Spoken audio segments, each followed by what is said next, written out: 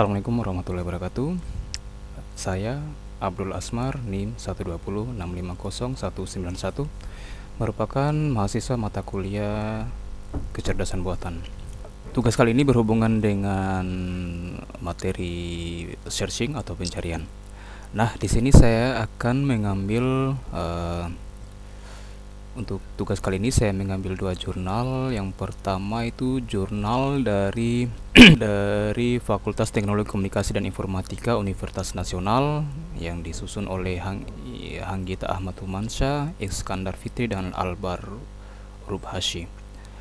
Dari judul jurnalnya yaitu aplikasi mobile presensi siswa terintegrasi SMS Gateway menggunakan algoritma Breadth First Search. Jurnal ini mulai dipublikasikan secara online di bulan April 2021 dan diterima di tahun 2020. Adapun abstraknya yaitu presensi atau absensi siswa yang dilakukan oleh pengajar dan penerapan saat ini masih dilakukan secara manual. Olehnya itu peneliti membuat sebuah sistem yang terintegrasi SMS Gateway, sehingga dengan adanya sistem tersebut orang tua dapat memantau kehadiran putra-putrinya maupun dapat memantau nilai selama melakukan proses belajar mengajar. Di sini peneliti melakukan penelitian di salah satu lembaga kursus, dan sistem SMS Gateway-nya memiliki fasilitas autorespon dengan mengadopsi aplikasi dari sistem GAMU untuk menjembatani antara database SMS Gateway dan menghantarkan datanya ke SMS device yang menggunakan metode pencarian melebar pertama atau breadth first search, dengan cara kerja membaca dan mencari data satu persatu yang terkoneksi di komunikasi data client server menggunakan JSON sebagai pertukaran data antar aplikasi Android web server dan database. Dari hasil testing yang telah dilakukan, aplikasi absensi ini berjalan sesuai apa yang diinginkan dan fungsi-fungsi yang ada. Oke, latar belakang teknologi yang telah dikembangkan oleh peneliti terkait pemanfaatan pada kegiatan absensi dalam mengembangkan estetika belajar mengajar agar lebih menarik dan indah dan dibalut dengan sebuah teknologi informasi. Metode penelitiannya yaitu menggunakan tadi metode Breadth First Search, di mana merupakan sebuah metode pencarian secara melebar yang mengunjungi semua simpul secara satu persatu. Simpul yang belum dikunjungi dan bertetangga dengan simpul yang telah dikunjungi, di mana dicari secara urut ya. Sistemnya ini kayak menganut sistem antrian, yang mana yaitu yang duluan masuk FIFO ya, first in first out. Yang duluan masuk adalah yang duluan diselesaikan. Ya, metodenya. Jadi tiap data yang telah dikunjungi masuk dalam antrian hanya satu kali, maka data yang telah dikunjungi disimpan dalam sebuah antrian dalam database. Dan jika diibaratkan sebuah data siswa yang telah diinput di menu absen, maka data yang dihantarkan melalui Android masuk ke dalam database atau sistem antrian dengan sistem autorespon. Maka data yang telah di database akan berurutan melakukan proses. Maka dapat disimpulkan bahwa keuntungan dalam menggunakan algoritma BSF Breadth First Search ini tidak akan menemukan jalan buntu. Maka ketika ada satu solusi, algoritma Breadth First Search akan menemukannya, dan jika bertambah satu solusi, maka solusi minimum akan ditemukannya. Dia menggunakan protokol SMS Gateway ini untuk satu perangkat yang menggunakan kinerja bantu dari perangkat komputer untuk memanfaatkan teknologi seluler yang untuk mendistribusikan pesan-pesan melalui proses direct lewat sistem informasi melalui media SMS. SMS Gateway ini dibantu juga dengan kinerja aplikasi open source GAMU, sebuah aplikasi berupa kumpulan skrip yang mengatur fungsi menghubungkan database MySQL ke modem USB.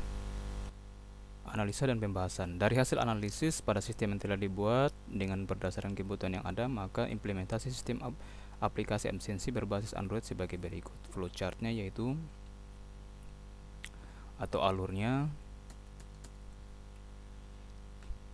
yaitu pertama start, login. Instruktur dapat melakukan tambah data, baik untuk tambah data kelas maupun input siswa. Nah, orang tua di sini dapat melihat hasil atau dalam bentuk SMS melalui kehadiran. Ini menu absensi, masuk ke SMS. dan begitu pula untuk nilai tiap-tiap siswa dalam bentuk grafik, lalu ditransfer dalam bentuk SMS pesan yang nantinya dikirimkan ke orang tua. Dari flowchart ini, jika kita hubungkan dengan sebuah tadi metode breadth first search atau pencarian melebar pertama, maka maksudnya adalah setiap atau data siswa yang duluan atau yang pertama kali melakukan absensi, maka siswa tersebut kemudian terinput dalam sebuah database mengolahnya dan memproses untuk ditransfer dalam sebuah pesan yang nanti dikirimkan ke orang tua. Jadi siswa yang duluan absen adalah yang duluan diproses datanya untuk kemudian dikirimkan ke orang tuanya. Ini kenapa dia menggunakan metode pencarian melebar pertama. Di sini dari hasil pengujiannya dilihat bahwa dalam menu absensi ini fungsi dari SMS gateway dan pengujian aplikasi terdapat beberapa proses pengujian. Berdasarkan hasil pengujian dilihat bahwa semua fitur-fitur dapat berjalan dengan seperti apa yang diharapkan. Jadi berdasarkan dari judul jurnal yang telah dibuat, disimpulkan bahwa 7 pengujian yang telah dicoba dalam proses absensi yang terintegrasi SMS gateway dan hasil serta proses sesuai dengan apa yang diinginkan dan berjalan sebagaimana mestinya. Kesimpulannya itu bahwa setelah penelitian dilakukan, maka aplikasi yang dirancang ini mampu mempermudah setiap kegiatan belajar dan mengajar, khususnya di bidang sumber daya manusia yang mengacu pada dunia pendidikan, untuk menciptakan pelajar yang jujur, bekerja keras dan bertanggung jawab.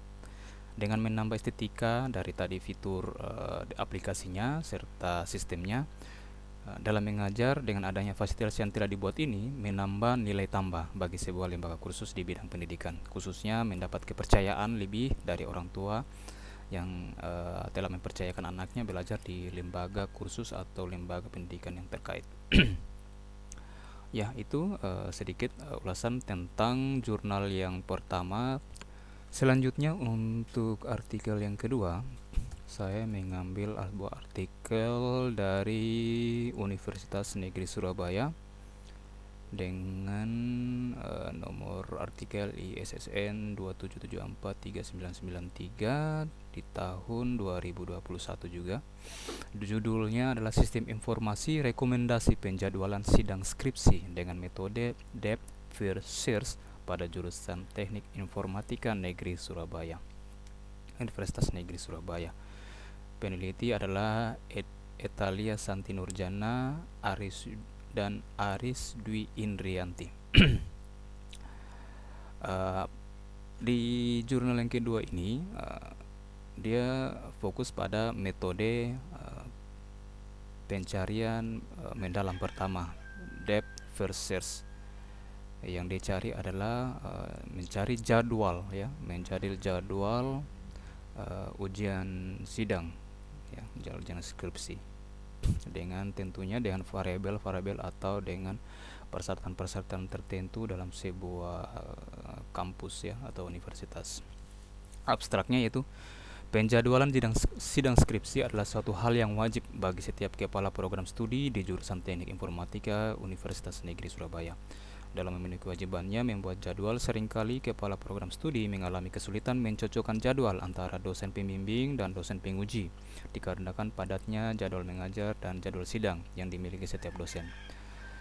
Belum lagi dan banyaknya jadwal tersebut mengakibatkan bentrokan jadwal sehingga dirasa menyulitkan bagi pihak yang terlibat seperti dosen pembimbing, dosen penguji maupun mahasiswa tersendiri yang bersangkutan. Pada penelitian ini, penulis menggunakan metode Depth First Search atau pencarian mendalam pertama untuk mengoptimalkan pencarian jadwal yang kosong di antara dosen yang terlibat dan menyimpan setiap solusi yang ditemukan sehingga dapat memberikan beberapa rekomendasi jadwal yang tidak bentrok kepada kepala program studi. Metode DFFS ini pada dasarnya adalah metode pencarian data secara vertikal dan mendalam. Melalui proses pencarian data dilanjutkan ke node di bawahnya. Jika node yang telah ditelusuri tidak sesuai dengan tujuan pencarian, proses tersebut akan menciptakan sebuah iterasi sampai solusi ditemukan. Jika solusi tidak ditemukan, maka pencarian akan berhenti dan menghasilkan nilai solusi tidak ditemukan. Penggunaan metode ini sangat menguntungkan karena menggunakan memori yang relatif kecil sebab hanya node aktif yang di dalam jalur yang akan ditelusuri. Maka dari itu, penggunaan metode ini dirasa sangat cocok untuk digunakan menyelesaikan permasalahan dalam uraian di atas. Ya, di sini bisa kita lihat bahwa ada namanya proses tersebut menciptakan ya, jadi metode ini sangat menguntungkan karena menggunakan memori yang sangat kecil karena hanya node aktif yang di dalam jalur yang akan ditelusuri. Jadi pendahuluan adalah jumlah mahasiswa Universitas Negeri Surabaya sebagai salah satu program studi negeri di Kota Surabaya terus bertambah seiring dengan pesatnya pembangunan yang sedang dilakukan untuk mendapatkan gelar sarjana.